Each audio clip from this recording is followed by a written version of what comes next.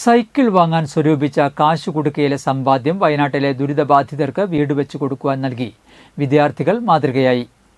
CPI Kuzhikkattusseri Padinjattumuri branch assistant secretary KU Jayadevan, Reshma ദമ്പതികളുടെ മക്കളായ നൈനിക, നൈതിക് എന്നിവരാണ് കാശുകുടുക്കയിലെ പണം നൽകി മാതൃകയായത്.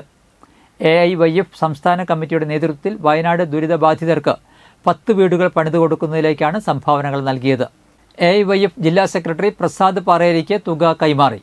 CPI Aloor local secretary TC Arjunan, AIYF ജില്ലാ കമ്മിറ്റി അംഗം ബിനോയ് തുടങ്ങിയവർ സന്നിഹിതരായിരുന്നു. വലിയ സഹായങ്ങൾ നമുക്ക് നൽകുന്നുണ്ട്. പക്ഷെ അതിനെല്ലാം വ്യത്യസ്തമായിക്കൊണ്ടാണ് ഇപ്പോൾ കുട്ടികൾ ഇങ്ങനെ നമുക്ക് അവരുടെ സമ്പാദ്യം നമുക്ക് തരുന്നത്. ഇപ്പോൾ സഖാവ് ജയദേവന്റെ മക്കൾ 2 പേര് നൈതികയും നജീബും നമുക്ക് ഇപ്പോ അവരുടെ സമ്പാദ്യം ഹുണ്ടിക സൈക്കിൾ മേടിക്കാനായിട്ടാണ് അവര് ഇത് വെച്ചിരുന്നത്.